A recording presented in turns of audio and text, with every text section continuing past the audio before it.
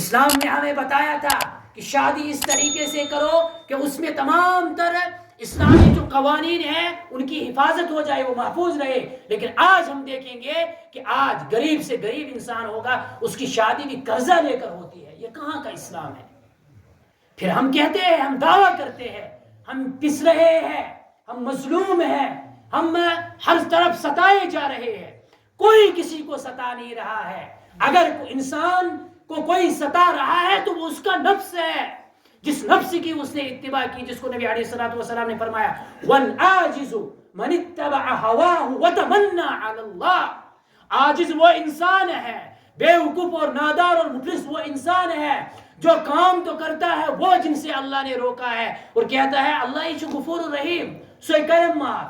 اللہ معاف کرنے والا ہے، اللہ تو غفور الرحیم ہے. لیکن اس نے تو یہ بھی بتایا ہے کہ نماز پڑھو، روزے رکھو، زکوٰۃ دو، استطاعت ہے تو حج کرو، حرام کاموں سے بچو، زنا مت کرو، فحاشی کے اڈے مت چلاؤ، عریانی کے اڈے مت چلاؤ، اپنے گھر میں ماحول کو اسلامی ماحول بناؤ. یہ بھی تو کہا ہے. اس کی ہمیں کوئی فکر نہیں. ہم شراب بھی پیئیں گے، جوا بھی کھیلیں گے، سٹا بھی کھیلیں گے، عزت کا سودا بھی کریں گے، اور ادھر سے کہیں گے کہ اللہ غفور الرحیم ہے. نبی علیہ الصلوۃ والسلام نے فرمایا والعاجز من اتبع هواه وتمنى على الله. اتباع تو کرتا ہے اپنے نفس کی اور امیدیں اللہ پر لگائے رکھتا ہے کہ اللہ مجھے معاف کرے گا، اللہ مجھے معاف کرے گا. اللہ معاف کرے گا، لیکن ہمارے پاس بھی تو کچھ دکھانے کے لیے ہونا. سکول میں ٹیچر بچے کو چھوڑ دے گا، کم سے کم ایک دو لائن تو یاد ہونی چاہیے. اس کو لکھا نہیں ہے، ایک دو لائن تو لکھ کر کچھ نہ کچھ بہانہ کر سکتا ہے نا کہ مجھے پنسل ٹوٹ گئی، کاپی ختم ہو گئی. ماسٹر کہے گا چلو کچھ نہ کچھ تو لکھا ہے، 3-4 لائنیں تو یاد کیا ہے، ایک سوال تو یاد کیا ہے. چھوڑ دے گا، اس کو درگزر کرے گا. جب ہمارے پاس ہوگا ہی نہیں کچھ، ہم نے پوری زندگی اللہ اور اس کے رسول کے احکام کی خلاف گزاری ہوگی، تو ہمارے ادھر دکھانے کے لیے کیا ہوگا؟ جب صحابہ کرام کھڑا ہو جائیں گے اور ہم ان کے سامنے ہوں گے، وہ ہمارے سامنے ہوں گے، جب وہ پوچھیں گے کہ بتاؤ ہماری زندگی کن مشکلات میں گزری تھی، کس کس طریقے سے دین کی حفاظت کی تھی، تمہیں تو آسائش ہے، تمہیں تو آرام، تمہیں تو ہر قسم کا راحت، ہر قسم کی تمہیں راحت مل رہی تھی، تمام تر چیزیں تمہارے پاس ہیں، اس کے باوجود تم نے اس دین کو پیچھے ہی لیا، آگے نہیں بڑھایا. آج ہماری پریشانی کی جو بنیادی وجہ ہے وہ ہے دین سے دور. کہ ہمارا معاشرہ کیوں پریشان ہے، کیوں ہمارا معاشرہ جو ہے وہ دبا ہے؟ اس کی جو وجہ ہے کہ احکام الہیہ کو اور نبی اکرم صلی اللہ علیہ وسلم کے طریقوں کو جب پسے پشت چھوڑ دیا تو ہم دب گئے، پس گئے. جب تک امت مسلمہ کے اندر یہ تمام تر چیزیں تھی، انہوں نے شعائر اسلام کی حفاظت کی تھی، ان کو مضبوطی سے تھامے ہوئے تھے، تب تک وہ سر بلند تھے. اور قرآن کا دعویٰ ہے وَأَنْتُمُ الْأَعْلَوْنَ إِن كُنْتُم مُؤْمِنِينَ. تم ہی سر بلند رہو گے دنیا کے اندر، دنیا کے اندر تم ہی کامیاب رہو گے، لیکن اس کی شرط ہے ان کنتم مؤمنین. پہلے تم مومن بن کر دکھاؤ، ایمان والا بن کر دکھاؤ. نہ دنیا کا حسب چلے گا، نہ دنیا کا نسب چلے گا، نہ دنیا کی دولت چلے گی، کوئی چیز نہیں چلنے والی ہے. اگر کوئی چیز وہاں پر چلنے والی ہے وہ ہے ایمان اور اعمال صالحہ. میری آیت قرآنی پہلے پڑھی تھی شروع میں کہ اللہ رب العزت نے فرمایا من عمل صالحا من ذکر او انثى وهو مؤمن فلنحيينه حیاتا طیبہ.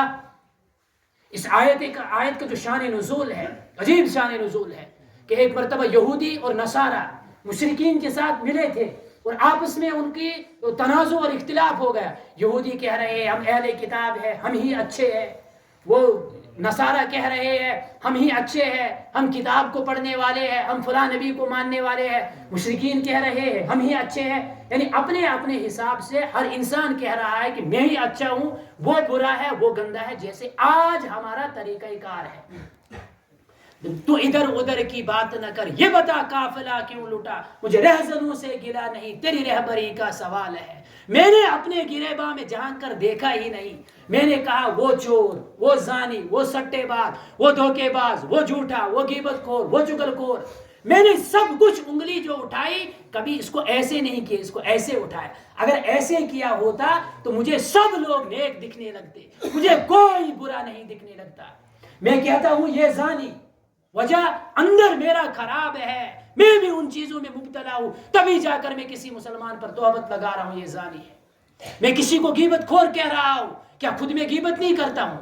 اگر میں نے اپنی اصلاح کی ہوتی، میں نے اپنی گریباں میں جھانک کے دیکھا ہوتا کہ میں گندا ہوں، سب لوگ اچھے ہیں، تو ہمارا معاشرہ پھلتا پھولتا سدھرتا، ایک نئی بہار ہمارے معاشرے میں آتی، ہمارا معاشرہ ایک بہترین معاشرہ بنتا۔ لیکن آج ہوا کیا ہے کہ ہم دوسروں کی ٹانگیں کھینچ رہے ہیں لیکن اپنی فکر نہیں ہے۔ حالانکہ اسلام نے کہا، قرآن نے کہا، حدیثوں نے کہا کہ سب سے پہلے اپنی فکر کرو، پہلے اپنے آپ کو سدھارو، تب جا کے تمہاری بات جو ہے وہ معاشرے میں اثر انداز ہوگی۔ تمہارے معاشرے میں بات تب چلے گی جب تم ٹھیک ہوں گے۔ تو اللہ رب العزت نے قرآن کریم کے اندر صاف اعلان کر دیا کہ یہود نصارہ تمہارے عہدے، تمہارے مرتبے، تمہارا مال، تمہاری دولت، تمام تر جتنی بھی دنیا کی چیزیں تمہارے پاس ہے، ان کی وجہ سے تم لوگ جو ہو وہ کامیاب نہیں ہو سکتے ہو، تم ان کی وجہ سے سربلند نہیں ہو سکتے ہو، تم ان کی وجہ سے فخر کر رہے ہو، ان چیزوں کی وجہ سے تم کہہ رہے ہو کہ ہم ہی بڑے ہیں، ہم ہی اچھے ہیں۔ اللہ رب العزت نے صاف اعلان کر دیا، اللہ رب العزت نے بتایا من عمل صالحا من ذکر او انثی، گورا ہو، چٹا ہو، کالا ہو، سفید ہو، حبشی ہو، کہیں کبھی رہنے والا ہو، چودھری ہو، کوئی دوسرے ذات کا ہو، کوئی بھی ہو، ادنا سے ادنا ذات ہو، اعلیٰ سے اعلیٰ ذات ہو، تمہیں تمہاری ذات جو ہے وہ جنت میں نہیں لے جائے گی۔ نبی علیہ الصلوۃ والسلام نے فرمایا کسی گورے کا وہ سفید پن اس کو جنت میں نہیں لے جائے گا، کسی سرخ کا سفید سرخی جو ہے وہ اس کو جنت سے پیچھے نہیں کرے گی، اگر کوئی چیز کرے گی وہ اس کے اعمال ہوں گے، اعمال درست تو جنت، اعمال خراب تو جہنم۔ یہ اس کے لیے وعدہ ہے کہ جو نیک اعمال کرے گا، لیکن شرط اس کے لیے ایمان، کہ ایمان پلس اعمال صالحہ، ایمان اور اس کے ساتھ اعمال صالحہ ہوں گی۔ فَلَنُحْيِيَنَّهُ حَيَاةً طَيِّبَةً، اس کو ایسی آرام کی زندگی دیں گے، کوئی غم کوئی پریشانی اس کو ستائے گی نہیں۔ اس آیت کی تفسیر میں مختلف چیزیں مفسرین نے لکھی ہے، کس نے بتایا کہ فَلَنُحْيِيَنَّهُ حَيَاةً طَيِّبَةً، اس سے مراد ہے کہ اللہ اس کو زندگی میں ایسا مال دے گا جو بالکل حلال ہوگا، پاک ہوگا، صاف ہوگا۔ بعض حضرات نے کہا کہ اس سے مراد ہے قناعت، کہ اللہ اس کو تھوڑے سے مال میں اس کی تمام تر ضروریتیں پوری ہو جائیں گی۔ آج دیکھو ہمارے پاس مال بھی ہوتا ہے، سب کچھ بھی ہوتا ہے، اس کے باوجود ہم پریشان۔ ہمارا مال کہاں لگتا ہے؟ یا تو لگے گا ہسپتال میں، یا لگے گا تھانے میں، یا لگے گا عدالتوں میں۔ ہمارا مال جہاں لگنا تھا وہاں لگ ہی نہیں رہا ہے۔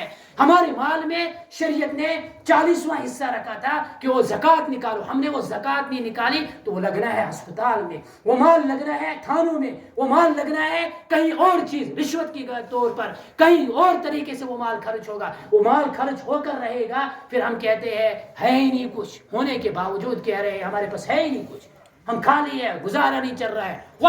وجہ اس کی یہی ہے کہ دین سے جتنا ہم دور ہو جائیں گے اتنی پریشانیاں ہم کو گھیر لیں گی۔ تو اللہ رب العزت نے صاف اعلان کر دیا کہ تم گورے ہو، تم کالے ہو، تم کہیں کے بھی رہنے والے ہو، ہندوستان کے ہو، باہر کسی ملک کے ہو، تم کچھ بھی کر رہے ہو، اگر تمہارے پاس ایمان ہے اور اعمال صالحہ ہے، یہی چیز تم کو سب سے آگے لے جائے گی، یہی چیز تم کو کامیابی، فلاح اور بہبود تک پہنچائے گی، اسی چیز کی وجہ سے تم کو کامیابی ملے گی۔ فَلَنُحْيِيَنَّهُ حَيَاةً